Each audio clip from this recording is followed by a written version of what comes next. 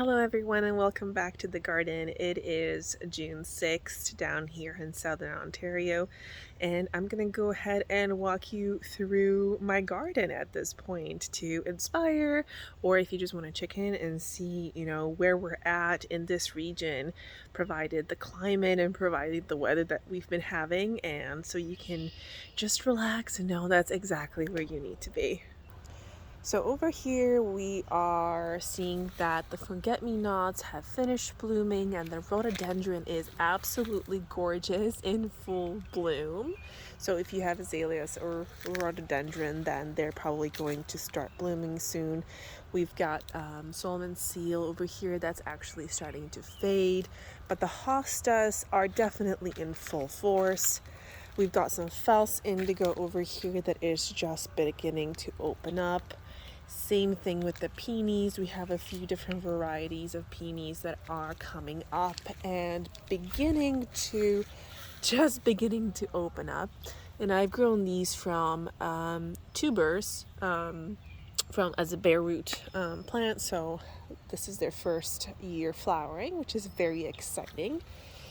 If you have any foxgloves, then those should start to look something like this and start to form those absolutely gorgeous flower buds.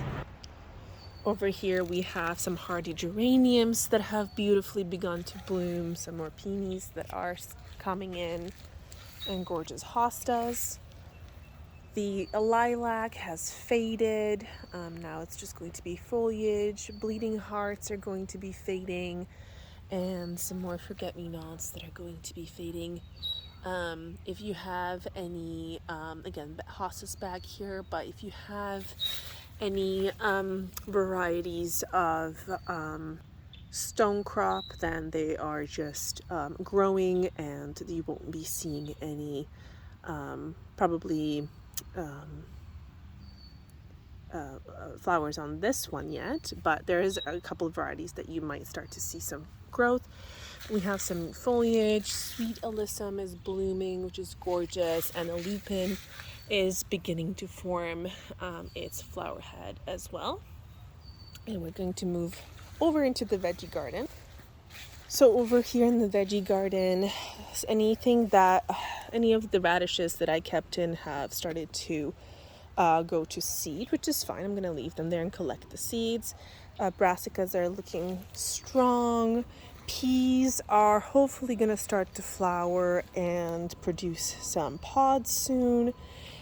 This is my giant kale from last year that I'm just going to allow to go to seed so I can collect seeds from for next year. We've got some lettuces and some more lettuces back there that are coming in nicely. That's Brussels sprouts back there that are growing. More Brussels sprouts. We've got some red cabbage that is beginning to take shape. These peas have already started to flower, which is lovely. So hopefully we're going to see some pods soon. Some more lettuce and cabbage. And over here I actually direct sowed some cucumbers. You can see where the strings are. They have their little labels. We've got some peppers here that were started indoors in February. Now they've been transplanted out for about 2 weeks. Same thing with the tomatoes. If you were following me along, my tomatoes were ridiculously large, but they have transplanted well and on they go, and they're starting to have some flowers. So we might get some tomatoes soon, which would be exciting. The potatoes are looking great. Nice, healthy green foliage. These are true potatoes, seed potatoes. Some more peppers are looking like that. I do have something gnawing at my leaf, so I did put some diatomaceous earth down to try and combat that.